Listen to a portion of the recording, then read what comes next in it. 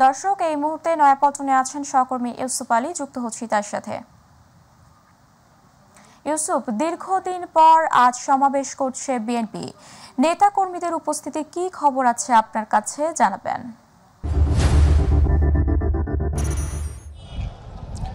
উপমা, আপনি জানেন যে আজকেই প্রথম বিএনপি নয়াপল্টনে সমাবেশ করছে কোনো ধরনের অনুমতি ছাড়া, অর্থাৎ আওয়ামী লীগ সরকারের পতনের পর এই প্রথমবারের মতো অনুমতি ছাড়া সমাবেশ শুরু করেছে নয়াপল্টনে বিএনপি নেতাকর্মীরা। এখানে বিএনপির ভারপ্রাপ্ত চেয়ারম্যান তারেক রহমান প্রধান অতিথি হিসেবে ভার্চুয়ালি বক্তব্য দেওয়ার কথা রয়েছে। এছাড়া বিএনপি মহাসচিব মির্জা ফখরুল ইসলাম আলমগীর সহ অন্যান্য সিনিয়র নেতাকর্মীরা এখানে উপস্থিত থাকার কথা রয়েছে।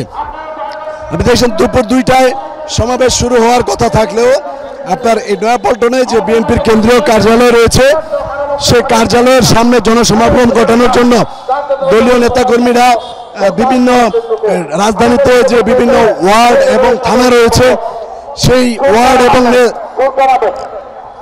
থানার নেতাকর্মীরা মিছিল নিয়ে এখানে জড়ো হচ্ছে।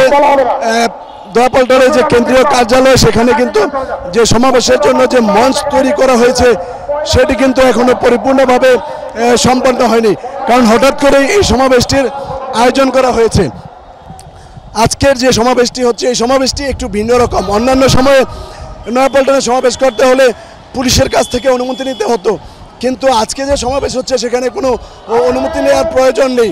সুতরাং এখানে ভাত ভাঙা উচ্ছ্বাসে দলীয় নেতাকর্মীরা জড়ো হচ্ছেন যাতে করে এখানে এই সমাবেশকে সফল করা যায়।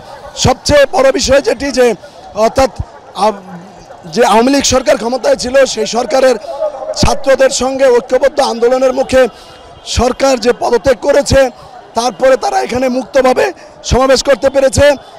ধারণা করা হচ্ছে যে আজকের এই সমাবেশটিতে জানান দেওয়া হবে যে বিএনপি নেতাকর্মীরা যে দীর্ঘদিন আন্দোলন করে গিয়েছিল সেই আন্দোলনকে কেন্দ্র করে আজকে তাদের জনপ্রিয়তা আসলে কতটুকু রয়েছে সে বিষয়টি হয়তো দেশবাসীকে তারা জানান দেওয়ার চেষ্টা করবে। তবে মঞ্চে কিন্তু এখনো কেন্দ্রীয় কোনো নেতাকর্মীদের দেখা যায়নি। রাস্তার দুপাশে অর্থাৎ নয়াপল্টনের দুই পাশে কাকরাল মোড় এবং ফকিরের পুল থেকে এই দুই পাশ থেকে দলীয় নেতাকর্মীরা জড়ো হচ্ছেন নয়াপল্টনের কেন্দ্রীয় কার্যালয়ে। দুপুর 2টা নাগাদ সেখানে সমাবেশ শুরু হওয়ার কথা রয়েছে। দলীয় নেতাকর্মীরা ধারণা করছেন যে বিএনপির ভারপ্রাপ্ত চেয়ারম্যান তারেক রহমান হয়তো দলীয় নেতাকর্মীদেরকে আগামী দিনে কীভাবে আন্দোলন সংগ্রাম কিংবা রাজনৈতিক কর্মকাণ্ড চালিয়ে যাবেন সে বিষয়ে নির্দেশনা দেবেন। তবে সমাবেশ শেষ না হওয়া পর্যন্ত বলা যাবে না যে আসলে কোন ধরনের নির্দেশনা আছে। উপমা, নয়াপল্টনে বিএনপির যে সমাবেশ সেই সমাবেশ স্থল থেকে আমার কাছে এই ছিল সবশেষ পরিস্থিতি।